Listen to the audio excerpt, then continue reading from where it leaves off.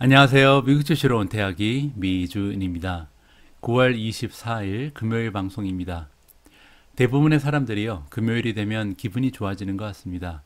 저 같은 경우는 지금 우리 가족하고 자가 격리를 하고 있는데도 불구하고 금요일이 찾아오니까 괜히 좀 마음이 들뜨는 것을 느낄 수가 있는데요. 굉장히 좀 신기한 일이죠. 왜냐하면 일요일까지는 아직 나가지도 못하는데 괜히 금요일이 되니까 마음이 좀 들뜨고요. 기분이 좋아지는 것 같습니다. 자, 이렇게 매일 반복되는 날들인데 어떤 날은 우리가 월요일이라고 부르고 또 수요일이라고 부르고 또 금요일이라고 부르면서 각기 다른 느낌을 갖게 되는 것은 아마도 일주일의 시작이 있고 끝이 있다는 것이 그 주요 이유인 것 같습니다. 그래서 이렇게 시작과 끝이 있다는 것은 새로운 시작을 기다릴 수 있는 희망을 주게 되고요. 또 끝을 바라보면서 조금은 좀 마음의 위안을 찾을 수 있는 이런 계기가 되는 것 같은데요. 그래서 여러분들께 한 가지 공지 말씀을 좀 드릴까 합니다.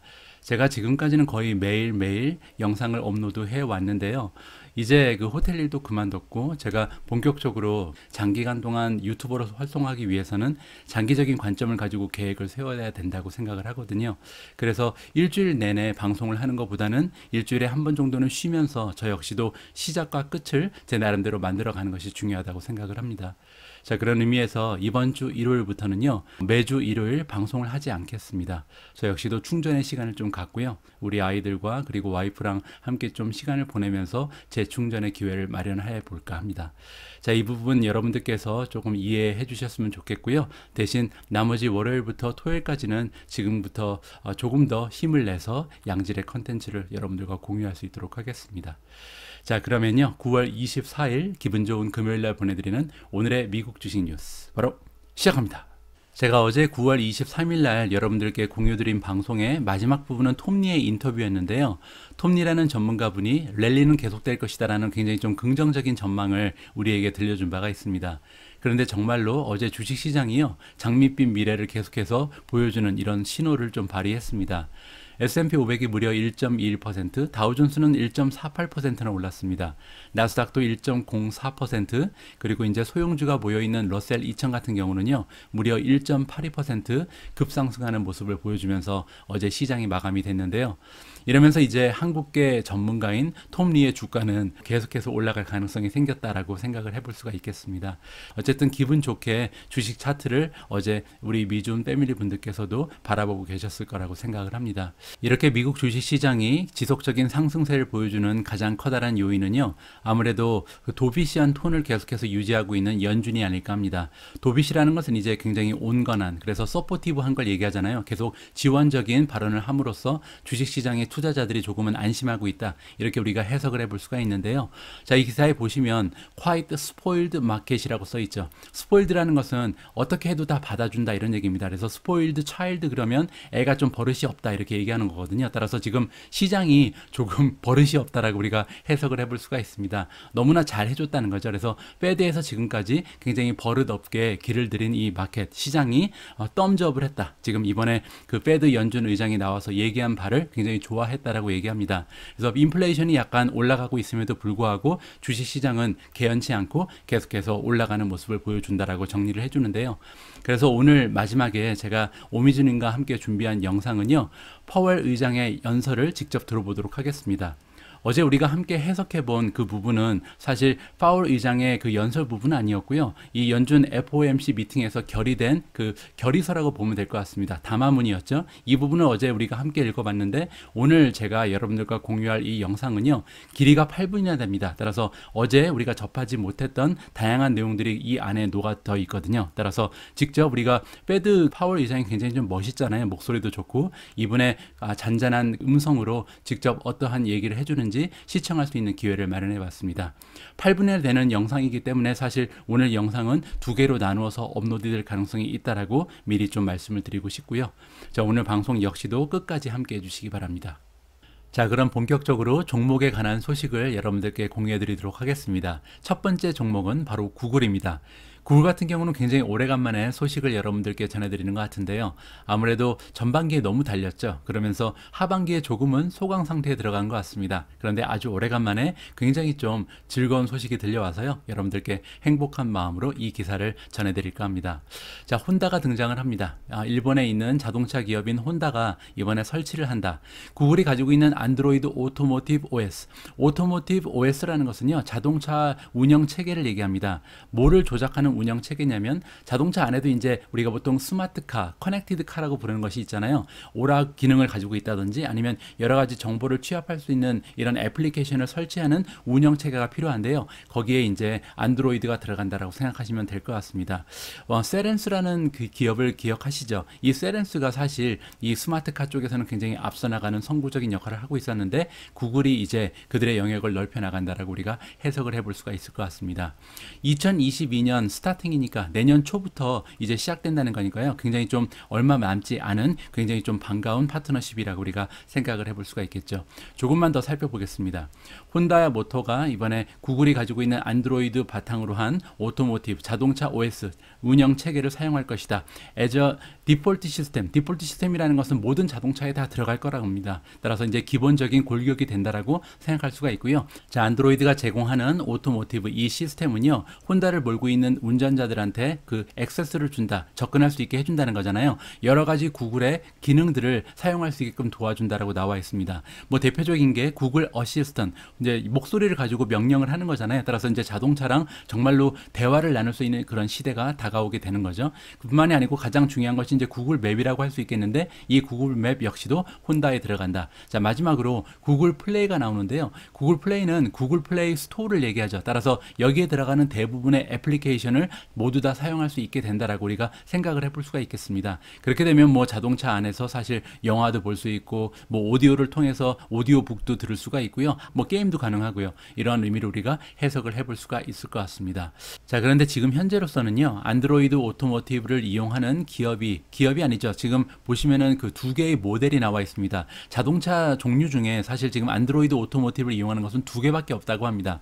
하나는 폴레스타 2고요. 또 하나는 볼보가 자랑하는 XC40라는 기종이 나와 있는데 이 두 개는요, 사실 같은 회사입니다. 왜냐하면 폴레스타라는 그 브랜드는요, 볼보가 인수합병을 한 지가 좀 됐거든요. 따라서 볼보만 사용하는구나 라고 생각하시면 되겠죠. 그런데 여기 보시는 것처럼 여러 다른 회사랑도 계약을 맺고 있다. 미국에 있는 포드 그리고 GM과도 이미 계약을 성사시킨 것으로 나와 있습니다. 따라서 포드, GM을 이어서 지금 혼다와도 계약을 체결함으로써 굉장히 세계의 유명 기업과 하나 둘씩 계약을 체결하고 있는 것이 바로 구글의 안드로이드 오토모티브 OS다라고 생각하시면 될 것 같습니다. 자, 오늘 영상은 구글이 포문을 연 김에요, 몇 가지 그 테크 주식에 관련된 소식을 좀 더 준비를 해봤습니다. 이번 기사는 애플에 관련된 소식인데 사실 이렇게 긍정적인 뉴스는 아니고요, 약간은 부정적으로 해석될 수도 있는 내용이라고 말씀을 드릴 수가 있을 것 같습니다. 자, 기사의 제목에서 보시면 EU가 나오는데요. 유로피안 유니언, 유럽 연합이죠. 유럽 연합이 푸시하고 있다, 밀고 있다는 거잖아요. 뭐를 밀고 있냐면 스탠다드 모바일 차징 포트. 모바일 차징 포트라는 것은 이제 충전기 얘기하잖아요. 따라서 표준적인 충전기를 밀고 있다, 사용하자라고 얘기하는 거잖아요. 그리고 애플이 지금 반대를 하고 있다라는 제목이 나와 있습니다. 자세한 내용을 좀 살펴봐야겠죠. 자, 유로피안 유니언, 유럽 연합이 무빙 포워드니까 진척을 하고 있다. 이제 그걸 하려고 시도를 한다는 거잖아요. 뭘 하려고 시도하고 있냐면 장기간을 걸쳐서 하고 싶었던 걸 이제 해낼 것이라고 얘기하고 있습니다. 뭘 하고 싶냐면요, 스탠다다이즈, 표준화할 것이다. 디바이스 차징 포트니까 아까 얘기한 것처럼 충전기를 이제 하나로 통합하자라고 얘기하는 거죠. 자, 그렇게 되면요, 지금 애플 쪽에는 좋지 않은 뉴스로 해석해 볼 수가 있다라고 합니다. 왜냐하면 아이폰 같은 경우는요, 그들이 오랫동안 이용하고 있었던 전매 특허의 그 포트가 따로 있거든요. 아이폰만을 위해서 만든 그 충전기가 따로 있는데 이거랑 맞지 않는다는 얘기죠. 자, 유로피안 유니언이 이번에 제안을 하고 있다. USB-C라는 것이 있습니다. 자, 사진에서 한번 보시면요, 우리가 이제 흔히 많이 사용하는 그 포트 중에 하나인데요. 이거를 이제 스탠다드로 만들자고 주장을 하고 있는 거죠. 이거를 이제 스탠다드 커넥션으로 만드는데 단지 스마트폰만이 아니고 아니고요. 태블릿, 카메라, 헤드폰, 포터블 스피커는 갖고 다니는 스피커를 얘기하죠. 그리고 핸드헬드 비디오 게임, 이렇게 여러 가지 모든 이 장비들을 요 하나의 장비 USB-C 가지고 충전을 하자라고 지금 주장을 펼치고 있는 거죠. 자, 그런데 안드로이드를 바탕으로 하는, 구글이 이제 만든 운영 체계가 안드로이드잖아요. 이 안드로이드를 바탕으로 하는 대부분의 장비들은요, 다 USB-C를 이미 이용하고 있다고 합니다. 따라서 구글 입장에서는 굉장히 반가운 뉴스가 되는데 애플은 굉장히 싫겠죠. 자, 그래서 애플은 악유를 한다, 반대하는 입장을 표명을 하고 있는데요. 어떠한 식으로 얘기하고 있냐면, 맨데이팅이라는 것은 이제 강요하는 겁니다. 하나의 의무로 만드는 건데, 이렇게 하나의 커넥션만 쓰라고 의무적으로 만드는 것은요, 이노베이션을 답답하게 할 것이다. 따라서 혁신에 방해가 된다는 거죠. 혁신을 이렇게 끌어올리지는 못하고 오히려 억압하면 안 된다라고 주장을 하고 있습니다. 어떤 의미에서 이러한 얘기가 나오는지는 조금 생각을 해봐야겠죠. 자, 그래서 그렇게 되면 오히려 나중에 장기적으로 봤을 때는 소비자한테 해가 된다라는 의사표명을 하고 있습니다.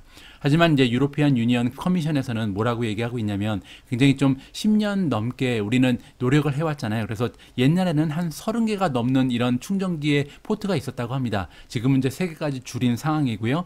그리고 이제 이렇게 줄여 나가면서 노력을 하는 이유가 뭐냐면, 결국은 소비자를 위한 것이다. 그리고 또 하나는 환경 친화적인 이러한 제품을 만들기 위해서다. 여러 가지가 있으면 아무래도 환경에 나중에 이제 쓰레기가 많이 발생하면서 안 좋다는 얘기죠. 자, 그리고 또 하나 중요한 것은 뭐냐면, 소비자들은 돈을 많이 세이빙할 수 있다. 왜냐면 포트 하나 가지고 여러 가지의 장비를 다 충전할 수 있기 때문에 포트를 여러 개 살 필요가 없다는 거잖아요. 그러면서 250 밀리언 정도를 매년 세이빙할 수 있다라고 의사를 표현하고 있습니다. 자, 어떻게 앞으로 진행이 될지 좀 궁금하네요. 만약에 이 USB로 다 바꾸게 되면, USB-C라고 부르죠. 요걸로 다 바꾸게 된다면 애플을 사용하고 있는 사용자 입장에서는 추가적으로 이 USB-C를 사야 되는 상황이 발생할 수도 있는 거잖아요. 우리가 좀 관심을 가지고 지켜볼 만한 이슈라고 생각이 돼서 여러분들과 함께 읽어봤습니다. 자, 메가테크 기업 관련된 기사를 하나만 더 읽어볼까 합니다. 이번 소식에는 아마존이 등장을 하는데요. 아마존이 가지고 있는 여러 가지 비즈니스 모델이 있잖아요. 그 중에서 이번 기사는 아마존 웹 서비스에 관련된 기사가 준비되어 있습니다. 자, 기사의 제목에서 보실 수 있는 것처럼 뉴질랜드 안에 새로운 데이터 센터를 오픈한다라고 나와 있잖아요. 따라서 굉장히 커다란 프로젝트가 발표됐다라고 우리가 이해를 해볼 수가 있겠죠. 좀 기대감을 가지고 한번 읽어볼 만한 것 같습니다.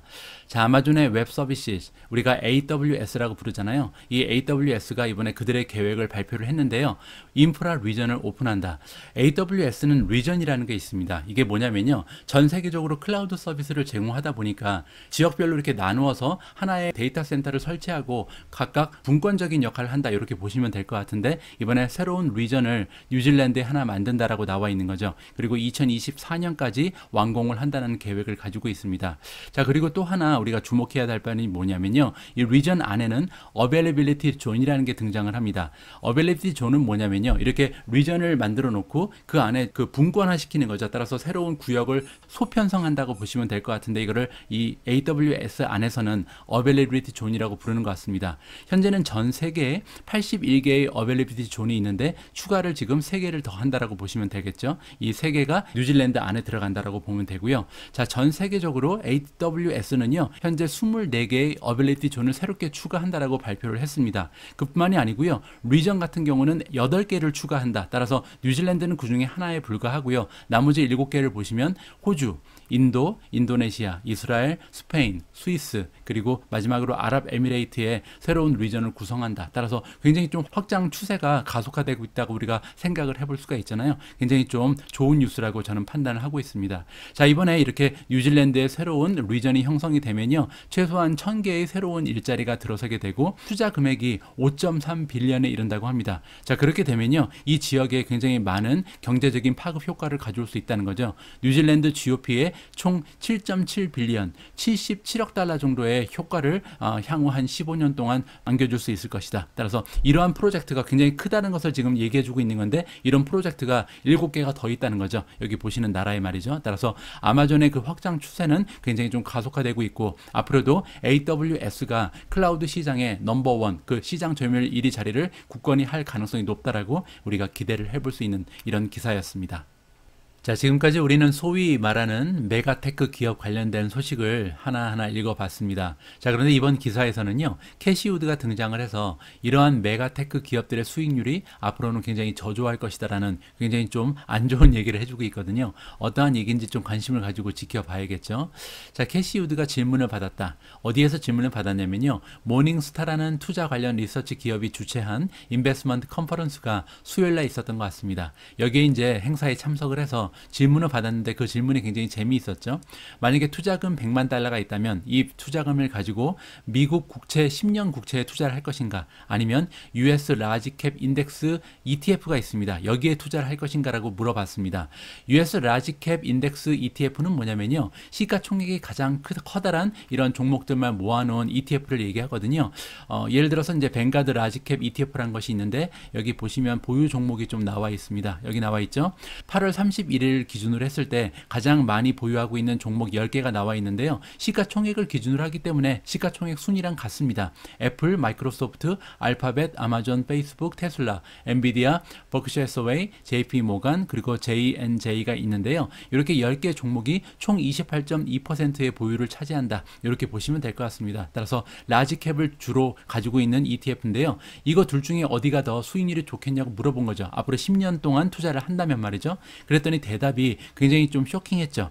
왜냐하면 10년 국채는요, 사실 지금 금리가 1%에서 2%밖에 되지 않잖아요. 이게 이제 수익률과 마찬가지인데 이렇게 낮은 수익률을 선택을 했습니다. 여기 보시면 트레저리 본드가 더 잘할 것이다. 왜냐하면 지금 사람들이 소위 얘기하는 성장주는 그렇게 좋은 모습을 보이지 못할 가능성이 높다라는 거죠. 따라서 지금 메가테크 기업, 아까 얘기했던 애플이라든지 아마존, 마이크로소프트 이러한 기업들이요, 사실 성장주의 성격을 잃어가고 있다라고 우리가 생각을 해볼 수가 있을 것 같습니다.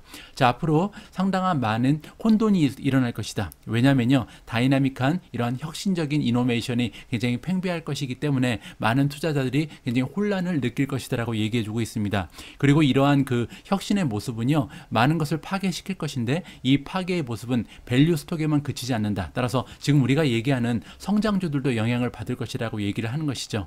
자, 그러면서요, S&P 500을 구성하는 500개 종목 중에 반 이상이 아마도 밸류 트랩에 갇힐 것이다. 밸류 트랩은 뭐냐면요, 밸류에이션이 굉장히 낮아서 좋아 보이는 거예요. 그래서 지금 PE 레이시오가 20밖에 안 되네, 15밖에 안 되네, 그러면서 투자를 했는데 이 PE 레이시오가 계속 머물면서 투자금의 그 수익률이 굉장히 좀 낮게 형성되는 이러한 것을 우리가 밸류 트랩이라고 하거든요. 따라서 밸류에이션만 보고 싸게 봐서 샀는데 전혀 수익이 발생하지 않는 것을 밸류 트랩이라고 부른다라고 이해하시면 될 것 같습니다. 따라서 S&P 500의 반 이상이 이런 밸류 트랩을 만들어낼 것이라고 굉장히 좀 안 좋은 전망을 해주는 거죠. 그리고 또 하나의 문제점이 있는데, 이런 혁신적인 이노베이션, 혁신의 뒷부분에는 어떠한 기업들이 도사리고 있냐면요, 이 기업들은 바이백을 많이 한다. 그리고 바이백은 이제 자사주 매입이죠. 자사주 매입이라든지 디비던드, 배당금을 많이 지급하고요. 그렇게 하는 이유가 뭐냐면 아무래도 굉장히 좀 근시안적인 시선을 가지고 있는 그 주주들이 있는데, 이러한 단기적인 관점을 가지고 있는 주주들을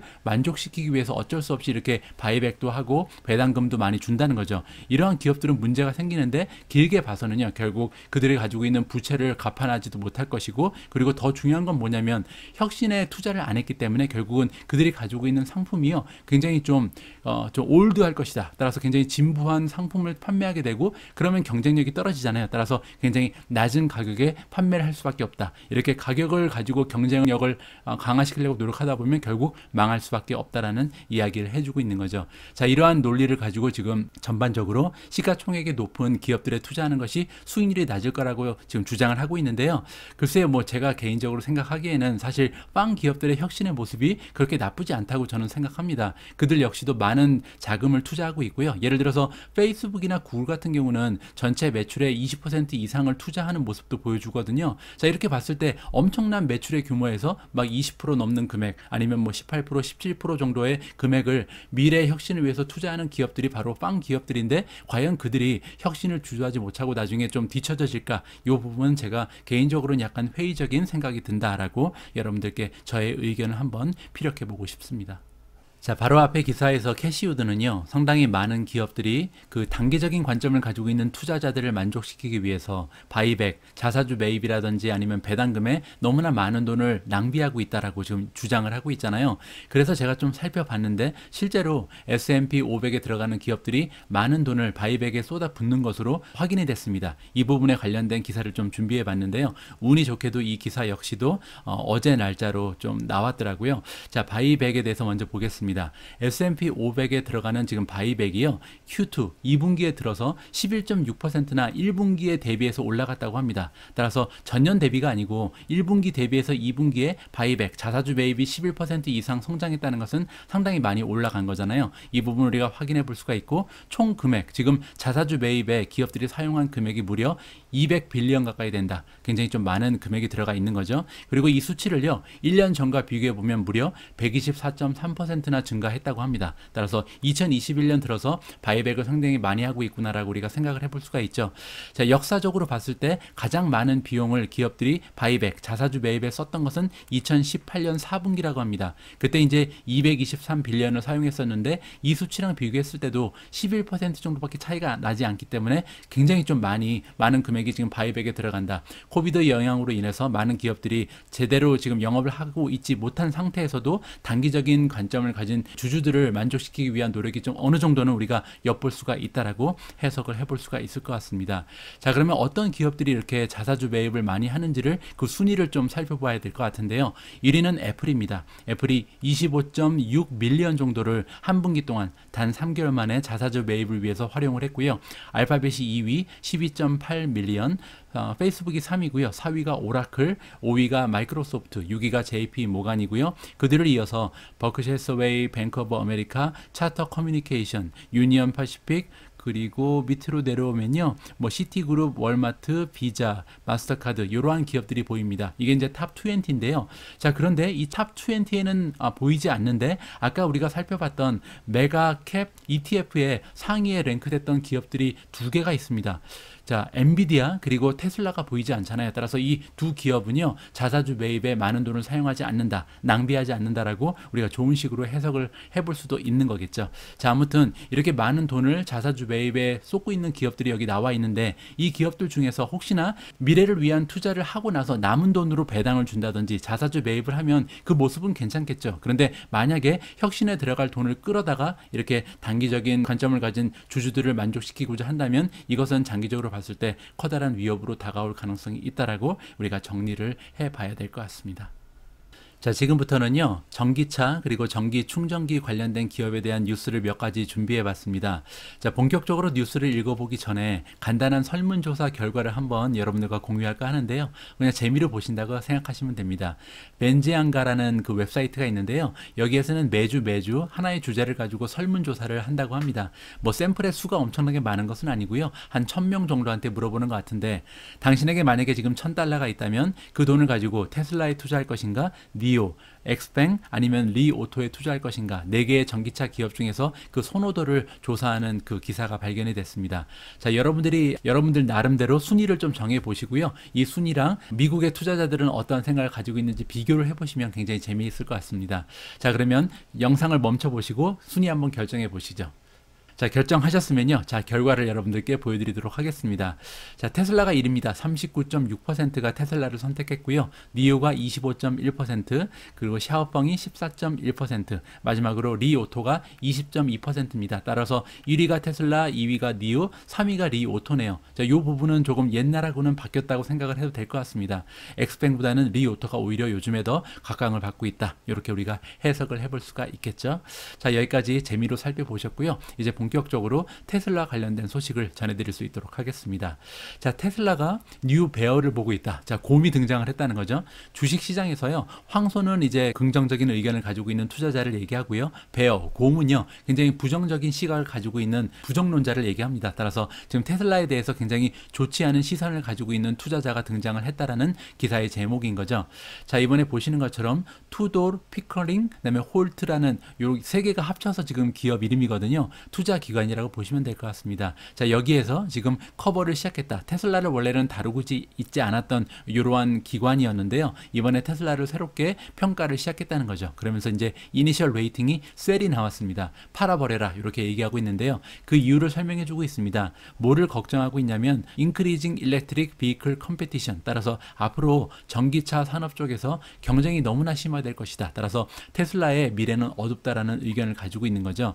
자, 우리가 지금 셀 레이팅을 준 이유, 프라이머리니까 가장 주요한 이유를 설명을 해주는데요. 지금 현재의 밸류에이션이 하나의 문제가 된다. 따라서 너무나 지금 주가가 그들의 실적에 비해서 많이 올라가 있다는 이유를 첫 번째로 던져주고 있고요. 두 번째는 뭐냐면 레벨 4 플러스 오토노미, 따라서 지금 자율주행이 한 3단계까지는 가능한데 과연 4단계 그리고 5단계까지 올라갈 수 있겠는가, 여기에 대한 확신이 없다는 거죠. 이것이 두 번째 테슬라에 대해서 부정적인 의견을 가지고 있는 이유다라고 설명을 해주고 있습니다. 자, 세 번째 이유는 뭐냐면요, Growing Global EV Competition, 아까 말씀드린 것처럼 전기차 부분에 너무나 많은 신생 기업들이 뛰어들고 있죠. 따라서 아무래도 그 파이는 제한적인데 이렇게 제한적인 시장을 너무나 많은 기업들이 나누어 갖다 보면 테슬라가 가져갈 수 있는 비즈니스 포션이 줄어들 수밖에 없다, 이런 얘기를 해주고 있는 거죠. 자, 이렇게 여러 가지 이유를 봤을 때 롱거텀을 받으면, 장기적인 관점을 봤을 때 그 매출은 아마도 예상이 떨어질 수밖에 없다라고 전망을 해주는 것 같습니다. 자, 시장의 다른 전문가들의 의견은 어떤지 여기까지 좀 확인을 해보고 이번 기사를 마무리해 보도록 하겠습니다. 전체 33명의 애널리스트들이 레이팅을 주고 있다고 나와 있는데요. 자, 33명 중에서 베리 불리시, 정말 좋다, 테슬라는 정말 최고의 주식이라고 얘기하는 사람이 11명이고요. 불리시, 좋은 평가를 해주고 있는 사람이 3명, 그리고 이제 뉴트럴이 12명이나 됩니다. 따라서 나는 아직까지 잘 모르겠다, 그냥 홀드하자, 기다려보자라는 것이 12명이고요.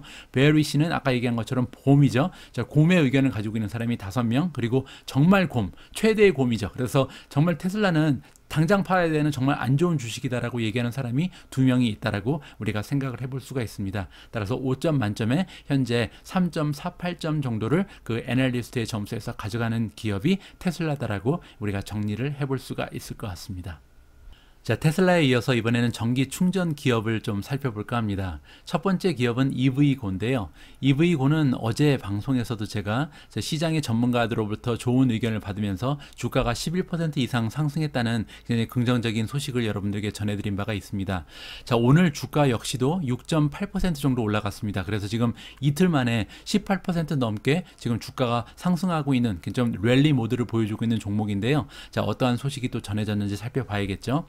자, EV고가 런칭을 한다. 뭐를 런칭하냐면 새로운 플릿 솔루션을 런칭한다고 나와 있습니다. 플릿이라는 것은 뭐 함대 이런 뜻인데요. 사실 상업용 자동차라고 생각하시면 될 것 같습니다. 따라서 뭐 트럭 회사라든지 버스 회사, 뭐 택시 회사, 여러 가지의 종류가 있을 수 있겠죠. 이렇게 다량의 그 차량을 보유하고 있으면서 상업적인 목적으로 이렇게 운영을 하는 비즈니스를 우리가 플릿이라고 부릅니다. 자, 그런데 충전 기업 입장에서는요, 이 플릿이 굉장히 중요한 의미를 가질 수가 있죠.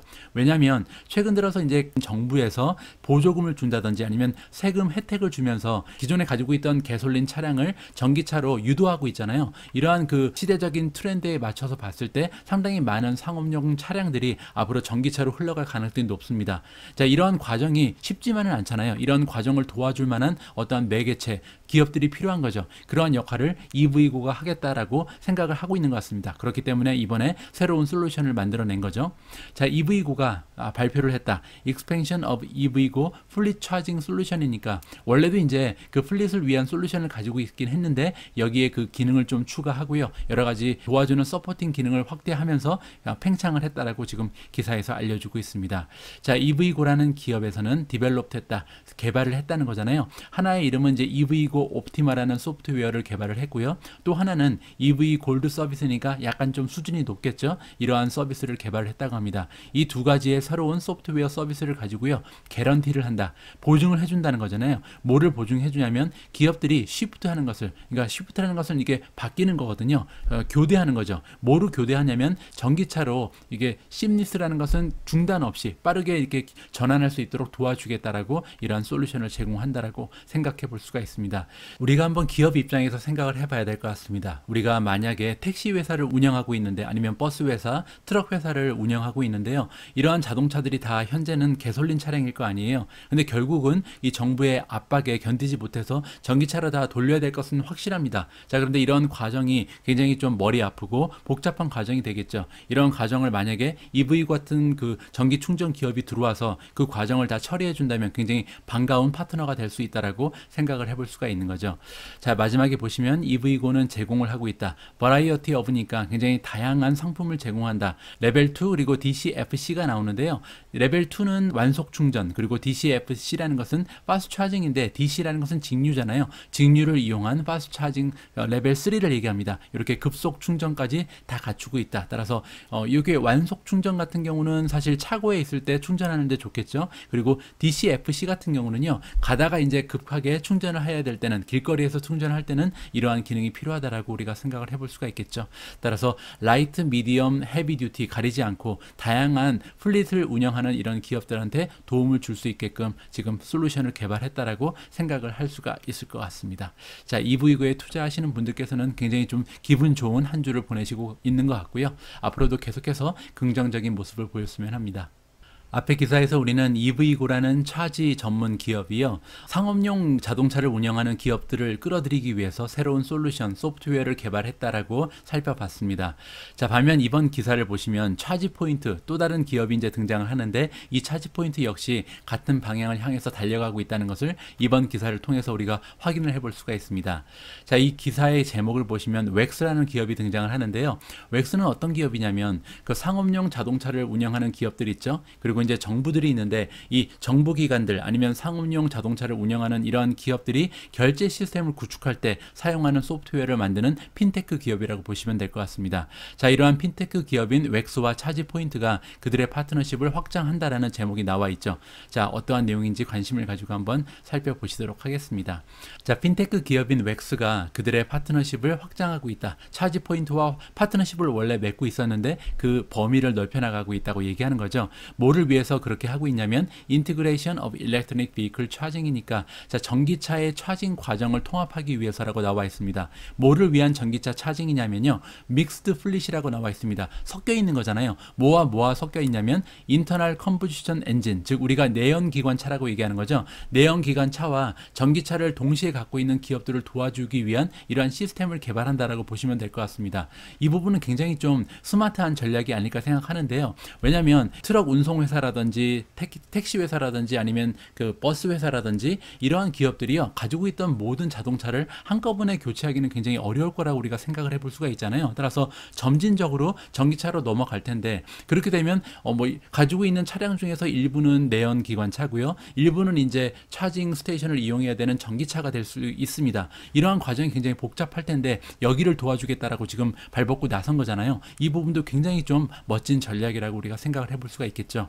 자, 웩스와 차지포인트는 계획을 가지고 있다. 롤아웃이니까 시작한다는 거잖아요. 엔드 투 엔드라는 것은 처음부터 끝까지 다 책임을 지는 겁니다. 따라서 너희들은 가만히 있어도 돼, 내가 다 해줄게, 이렇게 얘기하는 거죠. 따라서 믹스드 플릿을 가지고 있는 이렇게 내연기관차, 전기차를 동시에 운영해야 되는 이런 기업들을 도와주겠다는 겁니다. 그래서 온 루트라는 것은 길에 가다가 충전을 하는 거, 아니면 at home은 이렇게 파킹이 돼 있을 때 충전을 하는 걸 얘기하고요. 그다음에 디포트 차징 솔루션이라는 것은 이제 그 차고에 들어갔을 때 이런 과정을 얘기하는 겁니다. 이렇게 어디에 있거나 다 충전할 수 있게끔 도와주겠다. 언제 어디에서나 너희들은 우리를 믿고 충전할 수 있다라고 얘기하는 거죠. 자, 그러면서 거기에 그치지 않고요. 인롤먼트라는 것은 이제 등록을 해주는 거죠. 아니면 센트럴라이즈 레포팅이니까 굉장히 좀 복잡하잖아요. 아까 말씀드린 것처럼 차량의 일부는 내연기관이고 또 일부는 전기차고, 그리고 매달 전기차의 숫자가 늘어날 거고, 이러한 과정을 다 통제하고 관리시켜 주겠다. 그리고 마지막으로 결제 시스템도 도와주게 되는 거죠.